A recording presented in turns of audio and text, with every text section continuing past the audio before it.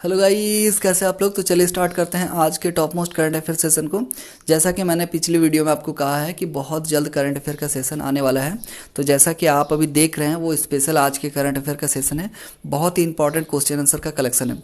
तो जिन लोगों ने हमारे चैनल को अभी तक सब्सक्राइब नहीं किया, सब्सक्राइब कर लीजिएगा, बेल आइकन को प्रेस कर दीजिएगा ऑल बटन के साथ, ताकि रेगुलर अपडेट आपको मिलते रहे। तो चलिए स्टार्ट करते हैं आज के टॉप मोस्ट सेशन को और देखते हैं आज के पहले क्वेश्चन को।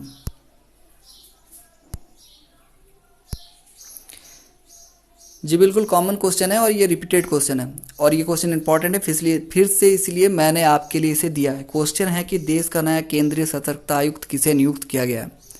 रिपीटेड क्वेश्चन है, पहले भी इस क्वेश्चन के बारे में मैं बता चुका हूँ आपको और बहुत इंपॉर्टेंट है, इसलिए इसका रिकलेक्शन किया हूँ।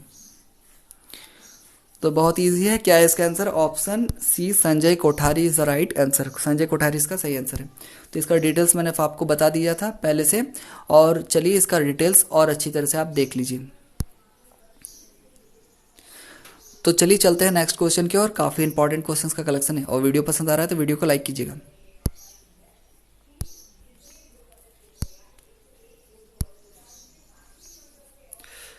जी बिल्कुल ध्यान दीजिएगा कि विश्व बौद्धिक संपदा दिवस निम्न में से किस दिन मनाया जाता है। वर्ल्ड इंटेलेक्चुअल प्रॉपर्टी डे, विश्व बौद्धिक संपदा दिवस निम्न में से किस दिन मनाया जाता है। ऑप्शन आपके पास है, सही आंसर बताइएगा। हालांकि कोरोना वायरस का एक पॉजिटिव इफेक्ट ये निकल के आता है कि इन्वायरमेंट काफ़ी अच्छा हो गया है। मैं भी देखता हूँ कि अपने आसपास पॉल्यूशन की काफ़ी कमी आई है। वाहनों के कम चलने से फ्रेश वेदर हो गया है और जो फिर से चिड़ियों की चहचहाहट और पक्षियों की गुनगुनाहट से पूरा वातावरण मधुर हो जाता है। तो चलिए चलते हैं इस क्वेश्चन के आंसर की ओर। तो इसका सही आंसर क्या है? जी हाँ, option C, 26 April is the right answer. 26 April को विश्व बौद्धिक संपदा दिवस के रूप में प्रतिवर्ष मनाया जाता है। तो ये इसके नोट्स हैं, थोड़ा ध्यान से देख लीजिए ताकि इससे रिलेटेड अगर कोई क्वेश्चन पूछा जाता है तो आपके मिस ना हो। तो चलिए चलते हैं नेक्स्ट क्वेश्चन की ओर।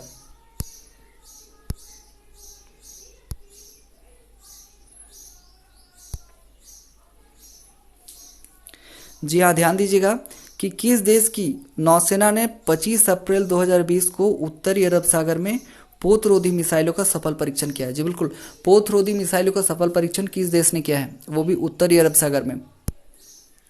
ऑप्शन आपके पास है, सही आंसर बताइएगा। तो इसका सही आंसर क्या है? जी हाँ, option D, Pakistan is the right answer. Pakistan इसका सही आंसर है। हालांकि जब पूरी दुनिया वर्ल्ड पेंडेमिक कोरोना वायरस से सर्वाइव कर रही है, लोगों में जान का खतरा है, लोग अपने आप को सुरक्षित रख रहे हैं, सोशल डिस्टेंसिंग का पालन कर रहे हैं और सरकार द्वारा दिए गए निर्देशों का अच्छी तरह से उपयोग कर रहे हैं, उसी वैसी स्थिति में पाकिस्तान की गवर्नमेंट को अपने नागरिकों की सुरक्षा के अलावे, कोरोना वायरस के खतरे के अलावे ज़्यादा इम्पॉर्टेंट हो जाता है कि वो मिसाइलों का परीक्षण करें। तो आप समझ सकते हैं कि कैसे मेंटेलिटी है कंट्री की। तो खैर ये उनकी अपनी बात है। हम लोग चलते हैं इसके डिटेल्स की और इसके डिटेल्स को आप अच्छी तरह से देख लीजिए ताकि इससे रिलेटेड अगर कोई क्वेश्चन पूछ लिया जाता है तो आपके मिस ना हो। तो चलिए चलते हैं नेक्स्ट क्वेश्चन की ओर।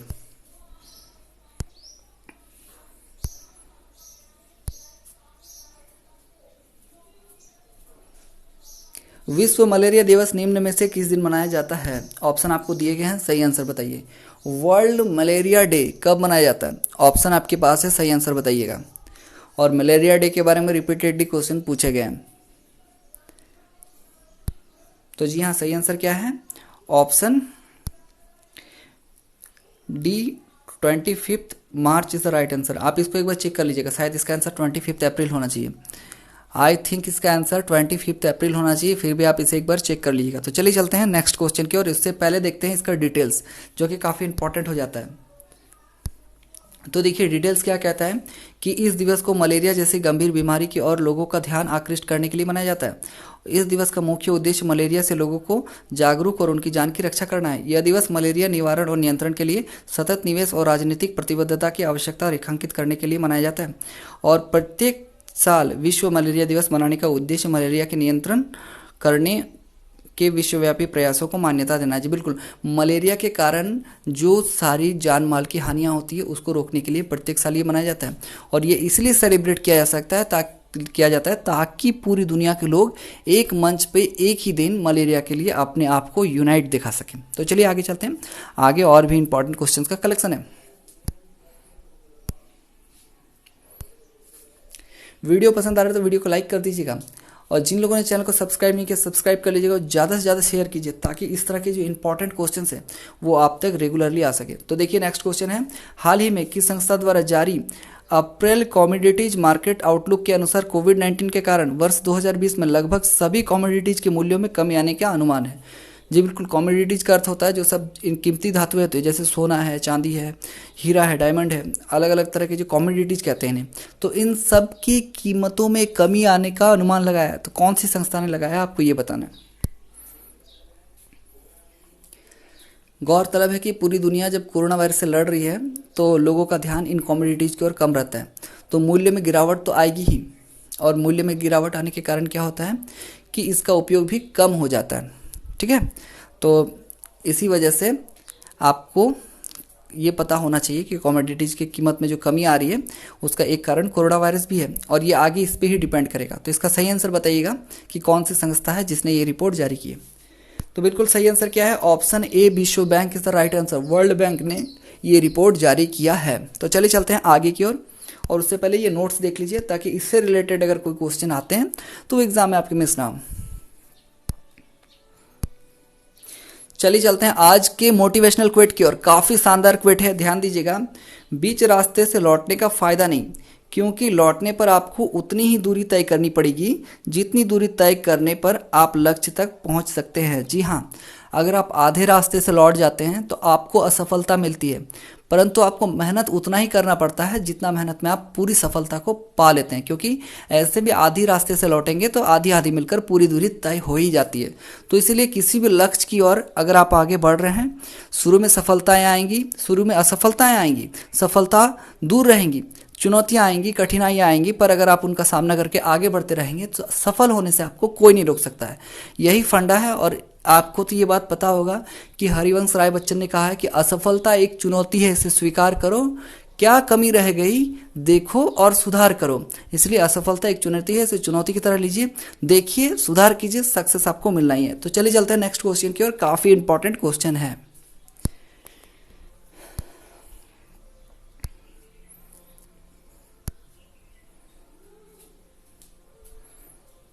जी हाँ, ध्यान दीजिएगा। हाल ही में किस राज्य के कुछ जिलों में क्लासिकल स्वाइन फ्लू फीवर के कारण एक हफ्ता के भीतर 1300 से अधिक सुअरों की मृत्यु हो गई है। जी बिल्कुल, क्लासिकल स्वाइन फ्लू के कारण 1300 से अधिक सुअर मारे गए हैं, और किस राज्य में मारे गए आपको ये बताना है। काफ़ी ज़्यादा खतरनाक है। इससे पहले स्वाइन फ्लू आया था जिसमें काफ़ी सुअरों की मृत्यु हो गई थी, और स्वाइन फ्लू जो फीवर था वो सुअर से इंसान में फैल रहा था। हालांकि इस बात की पुष्टि हो गई है कि जो क्लासिकल स्वाइन फ्लू है वो सुअर से सुअर में ही फैलता है, इंसानों में नहीं फैलता है। तो स्वाइन फ्लू जो था उसका वायरस था H1N1। तो आपको ये बताना है जो क्लासिकल स्वाइन फ्लू है वो किस राज्य में फैला है बहुत ज़्यादातर, और उस राज्य में 1300 सुअरों की मृत्यु हो गई है। तो सही आंसर बताइएगा। तो सही आंसर क्या है, option C, Assam is the right answer. Assam राज्य में क्लासिकल स्वाइन फ्लू फैला है और बहुत ही खतरनाक है ये सुअरों के लिए। तो ये देखिए इसके नोट्स है, इसके नोट्स को अच्छी तरह से पढ़ लीजिएगा ताकि इससे रिलेटेड अगर कोई सवाल आता है तो आपका मिस ना हो। तो चलिए चलते हैं नेक्स्ट क्वेश्चन की ओर।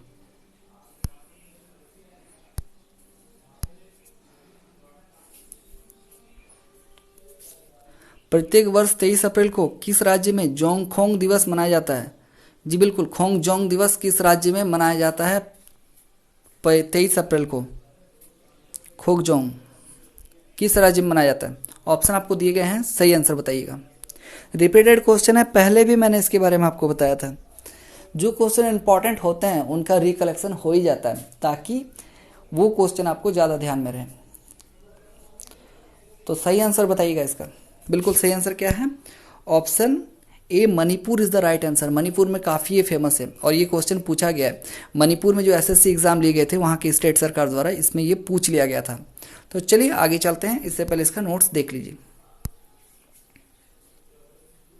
तो चलते हैं नेक्स्ट क्वेश्चन की ओर।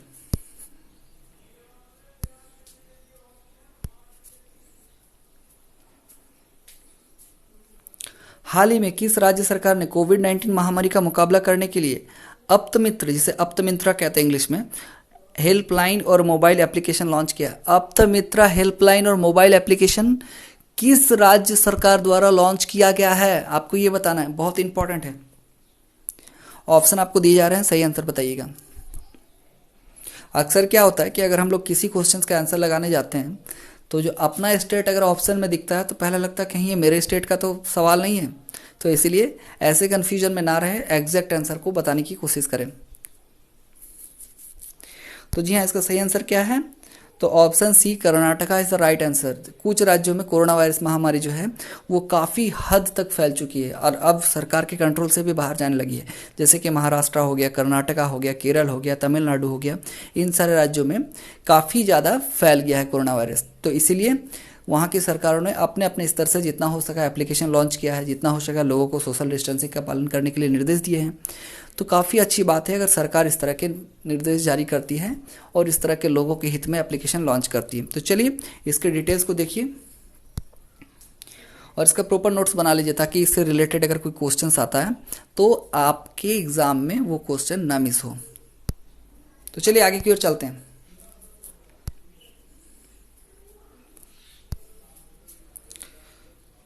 जी बिल्कुल ध्यान दीजिएगा कि बिहार, त्रिपुरा और किस राज्य के पूर्व राज्यपाल देवकांत कुंवर का 77 साल की आयु में निधन हो गया। देवकांत कुंवर जी का 77 साल की आयु में निधन हो गया है और आपको ये बताना है कि बिहार, त्रिपुरा के अलावे वो किस राज्य के राज्यपाल रह चुके हैं।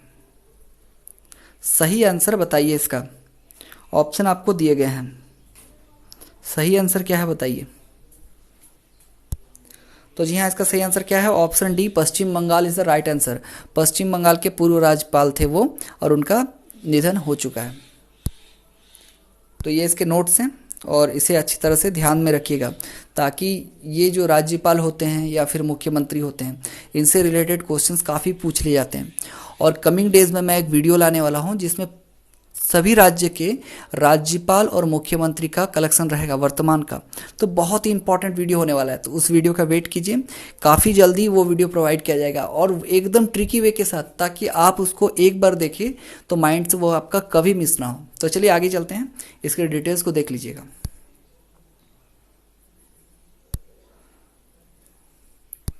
जी हाँ, ध्यान दीजिएगा, इंपॉर्टेंट क्वेश्चन है।